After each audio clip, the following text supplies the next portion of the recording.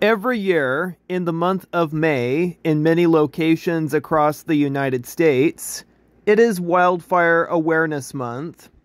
As the weather becomes warmer and wildland vegetation, or fuels, begin to dry out, it is time to plan for wildfire season. During a wildfire, embers cause most home ignitions. It is a time of year to focus on wildfire prevention and preparedness, especially as the wildfire season approaches in many areas. In general, wildfire is the most common and the most destructive hazard in my home state of Oregon because I'm surrounded by hills, forests, and invasive flammable vegetation known as brush. The common wildfire hazards are lightning-caused fires, human-caused fires like those sparked from campfires and debris burning, and the spread of fires through dry vegetation, especially during the summer months.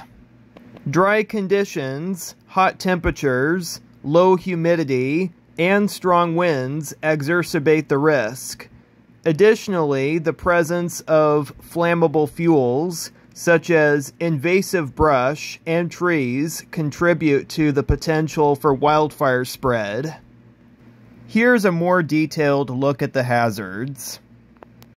So the first one is lightning.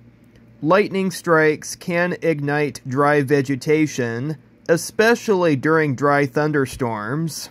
These are the more natural causes.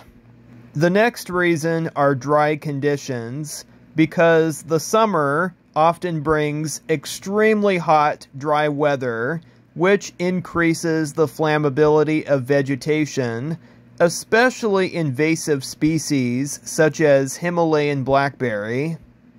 This particular plant poses a significant fire hazard due to its rapid growth and formation of dense, flammable thickets. These thickets, especially when close to buildings, create a dangerous situation during the summer. Also, the plants contain oil and resins that make them highly flammable. This common intrusive vegetation, established on the west side of the Cascade Mountains, act as a ladder fuel, allowing wildfires to climb from the ground into trees. It's because the rapid growth and spread of such invasive plant quickly covers larger areas, increasing the amount of flammable material available for a fire to spread. Also, we got wind, because strong winds, especially during the hot, dry summer season, can rapidly spread fires, making them more difficult to control. What's worse is that the majority of destructive wildfires are human-caused. Especially this one in Eugene, Oregon in the summer of 2024, and that was caused by a homeless encampment. Unattended or improperly extinguished campfires can easily escape and ignite nearby vegetation, and that was literally across the road from an occupied apartment complex that should have been evacuated. Also, people do outdoor debris burning. Burning yard waste or debris can lead to embers, blowing and starting new fires, especially during conditions when it's hot and dry. Other common human-caused wildfires include the following: persons improperly throwing away their cigarettes and igniting roadside vegetation. Also, equipment producing sparks, such as chainsaws, construction equipment, fallen live power lines on dry grass, cars parked on dry grass, and lawnmowers over dry grass. I heard of persons being charged for committing arson, which is the illegal, deliberate setting of fires. The common factors that increase the hazard are the amount and type of vegetation present, directly impacting the potential for fire spread.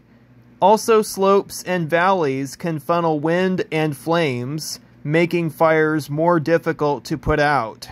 Then we got wildland-urban interface, which is the area where wildland vegetation meets urban or residential development, which is a high-hazard area due to the potential for fire to quickly spread to structures. Wildland fires threaten and destroy homes and businesses, damage forests, grasslands, and other ecosystems, impacting wildlife habitats, and wildfire smoke creates unhealthy air quality, leading to respiratory problems and other health issues. There are ways to prevent wildfires. Please do everyone a favor. Learn before you burn. Check local regulations. A permit may be required in your area prior to outdoor burning. Check conditions. If it's too windy outside, don't start a fire. Don't burn garbage or any materials that emit dense smoke or create offensive odors.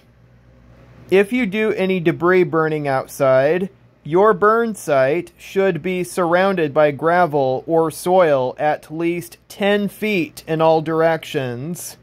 And please be sure to keep a shovel and water hose nearby. Here are simple ways to prevent fires.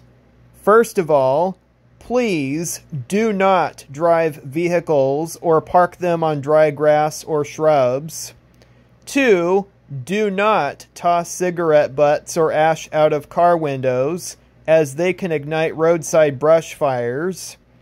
3. Pick up dry vegetation and flammable debris. 4. Mow your grass before 10 a.m. and never when it is dry or very windy. And 5. Completely extinguish any outdoor fire before you leave them. When you're venturing out to the woods, Smokey the Bear needs your help. Please do not leave a campfire unattended. Please don't burn dangerous things like aerosol cans, pressurized containers, glass or aluminum cans. Don't park over tall dry grass. Don't leave coals until they're doused and stirred until they're cold. And also, don't let your tow chains drag on the ground, as sparks from dragging chains can ignite roadside vegetation fires and turn into a catastrophic wildfire. Do your part. Don't be lazy. Drown and stir campfires all the time. Don't use fireworks, not even sparklers, in the forest. Don't smoke in the parks. Shooting makes sparks, so don't risk it. Don't start fires in high winds. And remember, dragging chains causes sparks. Inspect your vehicle because sparks can cause fires. And most important of all, wildfires are no drone zones per FAA regulations. Legally, recreational drones near wildfires are not safe and dangerous.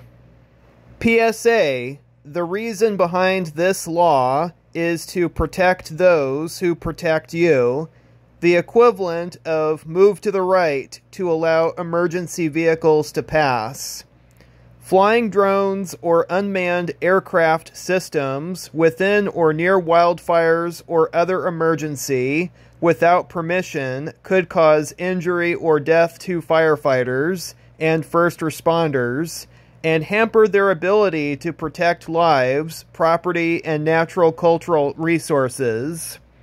Fire managers may suspend aircraft firefighting until unauthorized drone leaves the area, allowing the wildfire to grow larger, destructive, and out of control. So do not be the reason for that to happen. If caught doing that, you could be arrested and face hefty fines. Per federal law, Drone operators who interfere with wildfire suppression efforts are subject to civil penalties of up to $27,500 and possible criminal prosecution. How to prepare for wildfire season.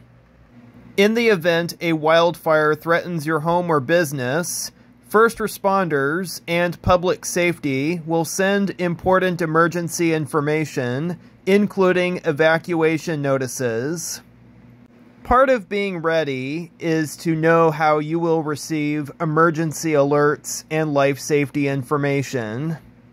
Local law enforcement orders evacuations, but there are steps you can take to prepare yourself and your family at each level of evacuation.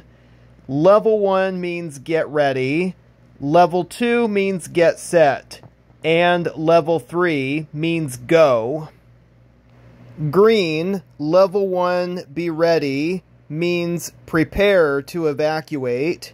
That means be aware of danger in your area, stay informed, have your plan and go kit ready, begin moving people with special needs and animals such as pets and livestock.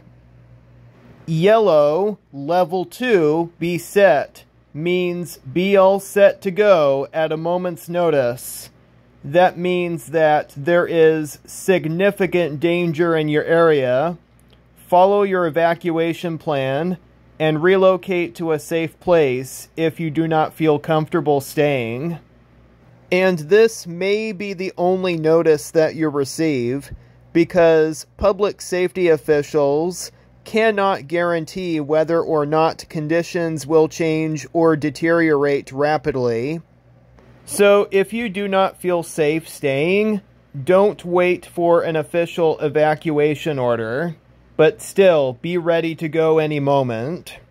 At a Level 2 notice, you may have time to gather necessary items, but doing so is at your own risk. And red, Level 3, means go now. That means leave immediately. Level 3 means imminent danger in your area is occurring or will shortly. Leave without delay. That means do not stop to gather things or attempt to protect your home. Go now. This is your last notice.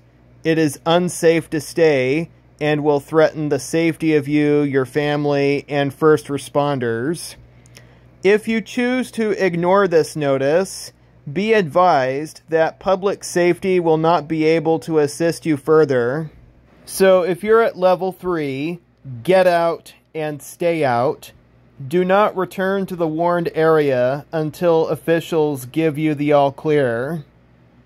So if a fire threatens your home, the best time to load up your pets and pack up your plushies would be Level 1, get ready. Pets, plushies, large animals and livestock, and persons with special needs require a lot more advanced planning to safely move them in the event of an evacuation. Make sure that your emergency contact information is readily available should you need it. Make sure that your vehicles are loaded, fueled, and charged up ahead of time. Should the power go out, gas pumps and charging stations will not be available.